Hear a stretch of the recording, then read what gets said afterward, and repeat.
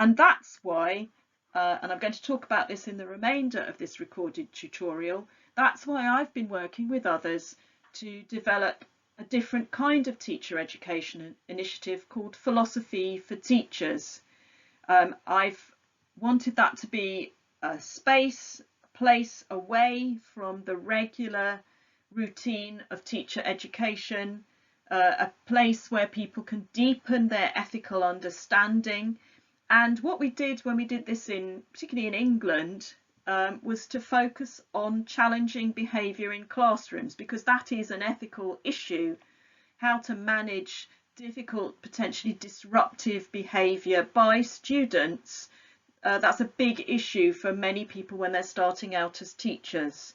So we were trying to do that, but also to educate people in learning through dialogue. And that's why it's very, very frustrating for me, just to re-emphasize, that I don't have the opportunity to talk to you. I'm sort of talking at you in this recorded way. For me, as a teacher and as a learner, having that interactive discussion is hugely important when it is done well, because I think that a lot of people want to promote dialogue discussion in classrooms, but actually they're not very good at it. And I think I'm quite good at it, but only because I've had lots and lots of practice, and I've had the opportunity to learn from people who are really expert in promoting dialogue, and that makes a big difference. So another sort of ulterior motive for doing Philosophy for Teachers for me is to help teachers get better at doing dialogue in their own classrooms as the facilitator. Philosophy for Teachers has taken place as a 24-hour event. It's been attended by student teachers and their tutors. So we've got 2 tutors there and a student in the photograph. We've invited deliberately small groups while we've been piloting it from different universities. And we've always made sure that we have those expert facilitators for the reasons that I've just explained, that dialogue discussion that's good doesn't just happen. It needs to be very, very carefully structured. And as part of the deal, because we provided this Philosophy for Teachers experience for free for the participants, the understanding was that they would go back to their own universities and think of ways that they could carry on the practice themselves. Another nice thing about Philosophy for Teachers, so I've given you a picture there of a lovely old house, old manor house called Charney Manor, which is probably about 20 minutes drive outside Oxford, which is the city where I actually live, long story. So this was a very quiet and comfortable place, not like going to the regular university where our participants could come and experience for Philosophy for Teachers. We've also done Philosophy for Teachers in South Africa, by the way, and when we did it there, we went to a hotel or a sort of lodge, similar but culturally distinctive. We had a structure which was partly fixed for very practical reasons, because people needed to have meals. But other than that, we decided how long we wanted the sessions to be, because we worked together as a community of practice, and that meant everybody was responsible for decision making.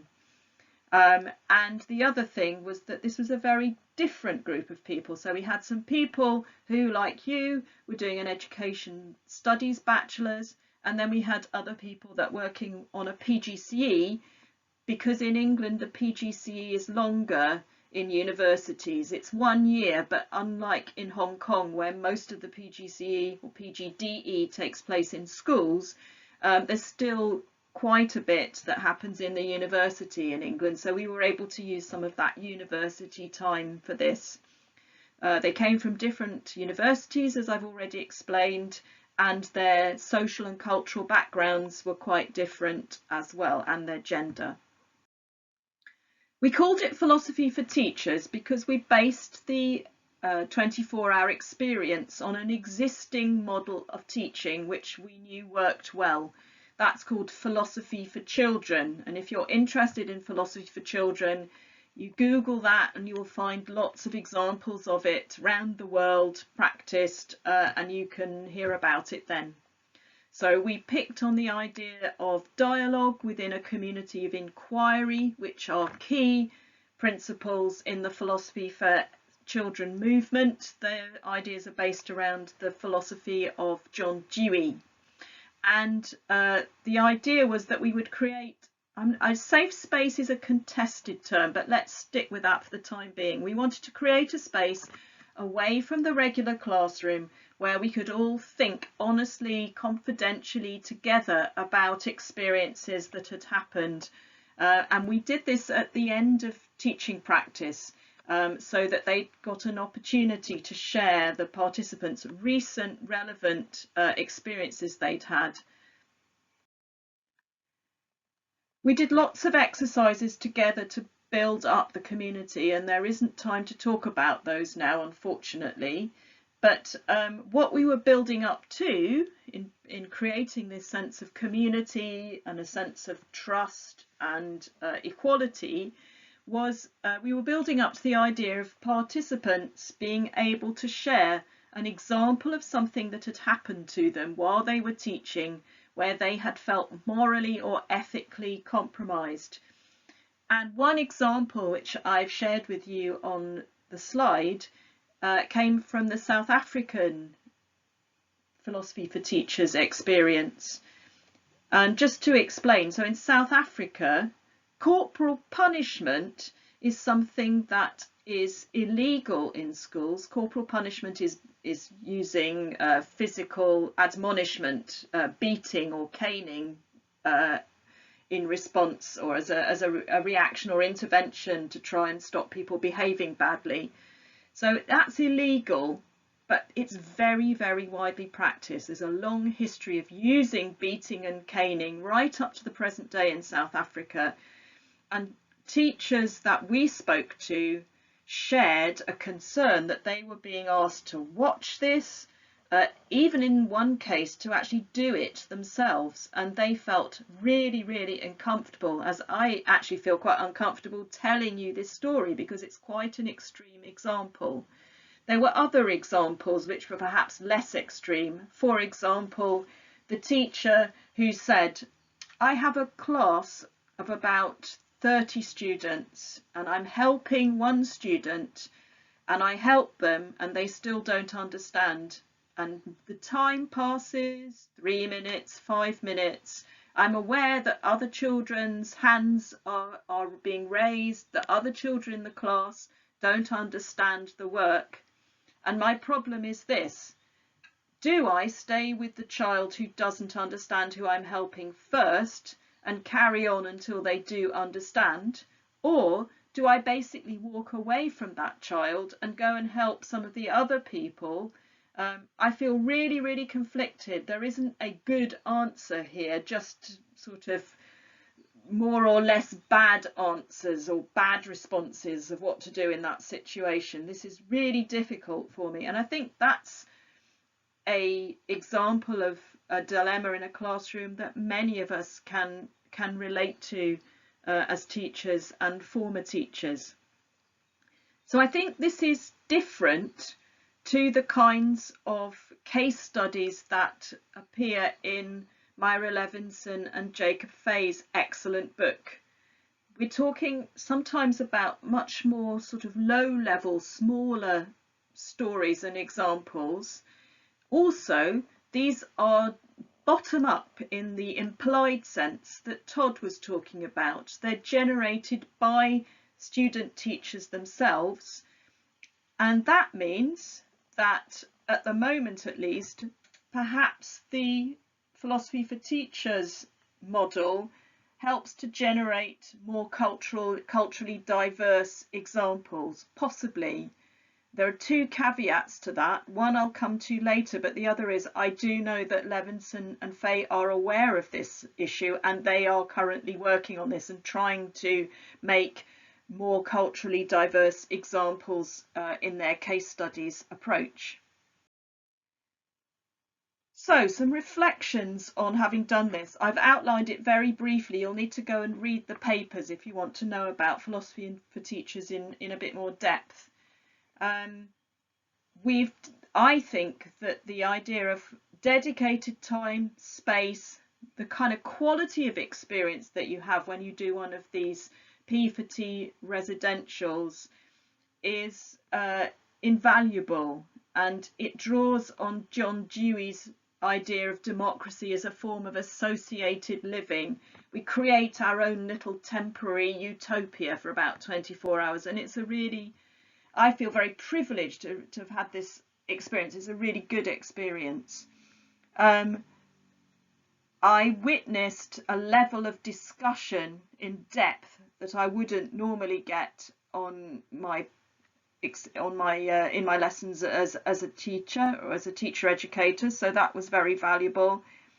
And I do think that it has the potential, we haven't realised it yet, it has the potential to blend theory and practice together in teacher education, acknowledging that P4T is perhaps more about a bottom-up approach than a top-down approach.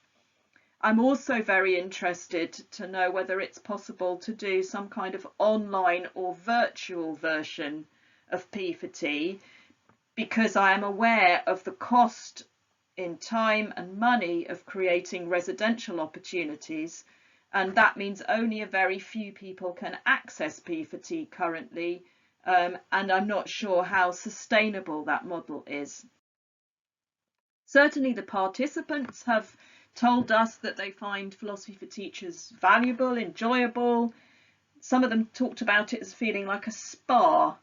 They really did feel a sense of relief from the everyday pressure of training to be a teacher. The facilitation was excellent. As I said, I can't tell you enough how important it is to have somebody who is good at promoting dialogue, particularly when it's 24 hours. It's so important to have good facilitation.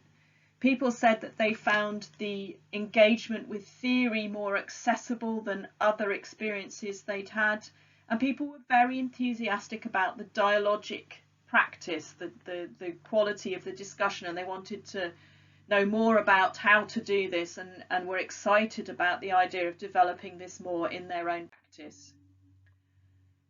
There are limitations to philosophy for teachers, inevitably. As I've already said, I'm concerned about the sustainability of the model. It takes time and money. Not many people get to do it at the moment.